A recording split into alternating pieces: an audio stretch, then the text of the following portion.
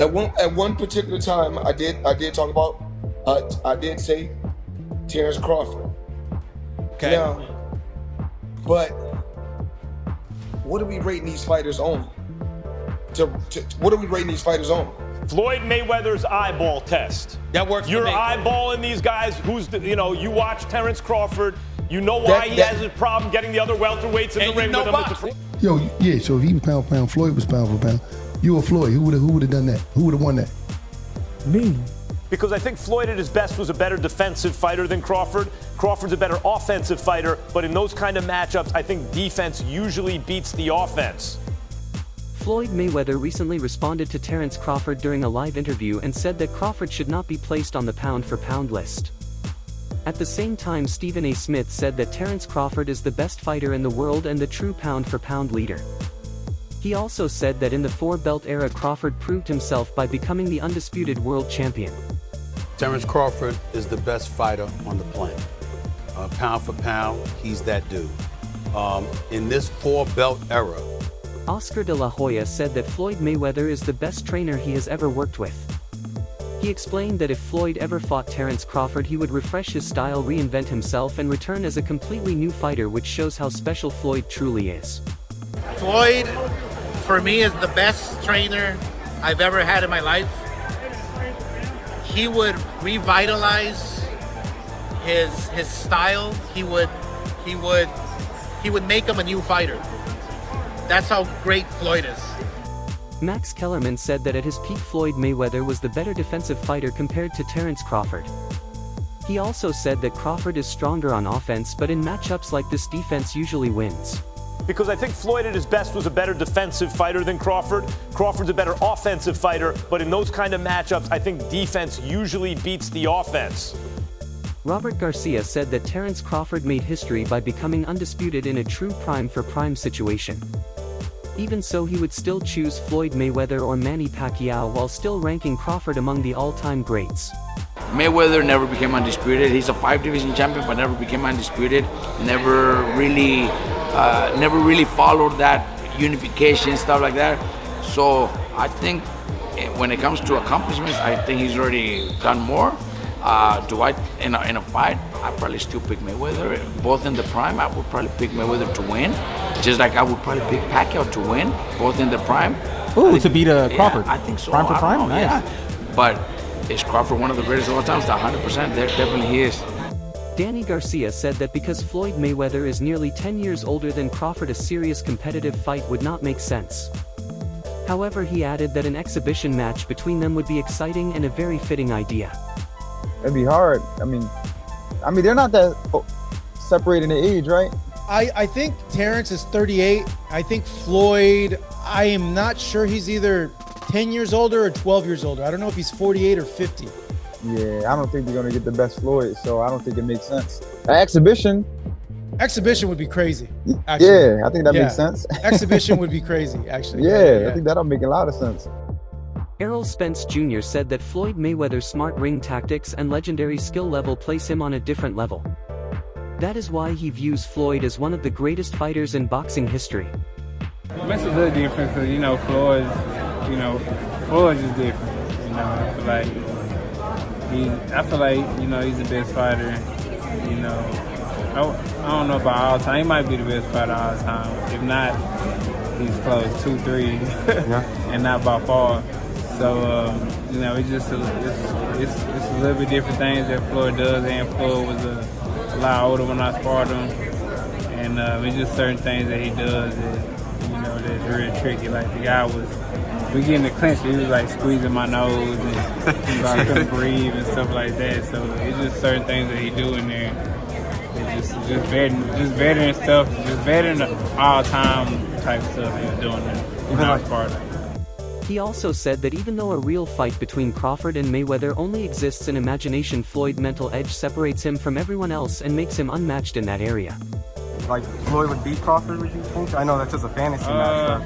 Man, I don't know. I'm reaching, I don't get into all that. Yeah. I don't know who went out. Sugar Ray Robinson and Floyd.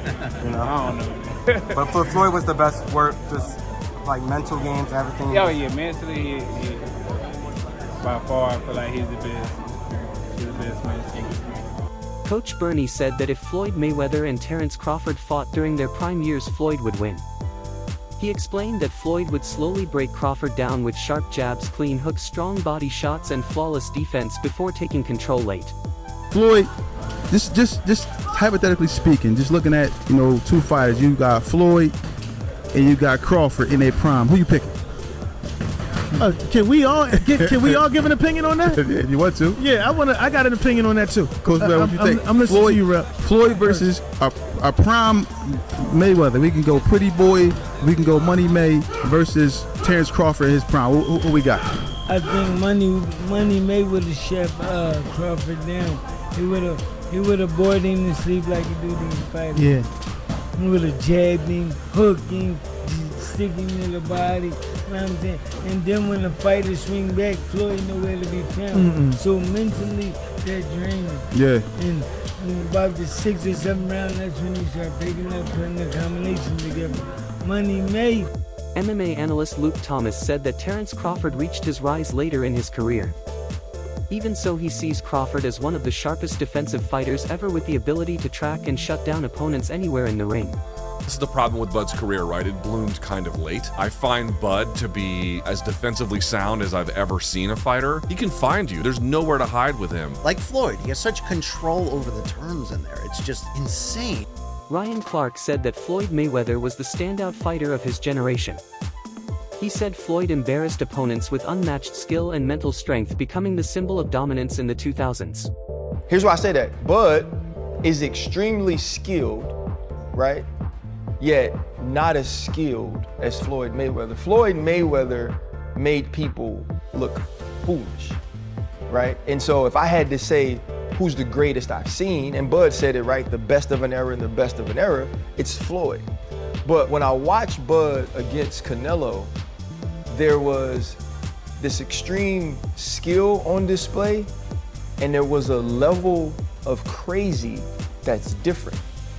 There was a level of, and Floyd's extremely tough. Go back to Shane Mosley and the 2 punches he landed early in the fight and the way that he embarrassed him. I'm not saying that Floyd's not tough, Floyd's not a bad man, but there was domination inside that ring we saw this weekend. He added that Terence Crawford has now shown his own greatness. By clearly defeating stars like Errol Spence and Canelo, he proved his courage and elite ability. There's no fear in him in the way that he's attacked, gaining notoriety. Bud's been the baddest man for 12 years, but no one gave him credit because he didn't go tell you he was the baddest man. He didn't market that. He just went out and fought and beat people and knocked people out. So he had to move up and take the bigger fights and the better fights. And he was Errol Spence. We realized just how great he was. Canelo cemented him on what is the two-headed monster that marks the greatest of the 2000s. Floyd Mayweather is on that, and Bud Crawford is right next to him. I don't think we have to pick on who's better. I think they both dominated their eras equally. Max Kellerman added that while Floyd Mayweather's resume is deeper, Terence Crawford has shown more readiness to face anyone placed in front of him. It's wild, because like if you look at Floyd's resume, it's much deeper than Crawford's. And Floyd was faster and he had a better defense and all that stuff. But Floyd picked and chose when he fought guys, especially once he left lightweight. He wiped out the junior lights, bring him. Lightweight, he jumps up to Jose Luis Castillo first thing. A lot of people think he lost the first fight, I didn't, but then he won the rematch. But once he left lightweight, he was careful about when he fought guys. So even though his resume is deeper with names, people remember, yeah, but he didn't want it with certain dudes at certain times. Crawford, we all witnessed, even though the resume is thin in certain ways, he wanted it with everyone the whole time. Oh, yes. That makes a difference to people. Jeff Mayweather said that Floyd's victory over a young Canelo Alvarez is clear proof of Floyd's brilliance in the ring. He also highlighted the strong potential Canelo showed early in his career. Well, also if we remember, Canelo at that time was a razor-thin decision. Floyd won, majority decision. C.J. Ross had it with what a lot of people had as a draw. And then the other two judges scored it for Floyd, of course. And that was a Floyd at the top of his game with a very green Canelo with very little experience, and he took him into deep waters. So. What was Canelo? 20-something? 23, 25? Yeah, I'm very, very young in the game, obviously. That is all for today's video. Stay tuned and see you next time.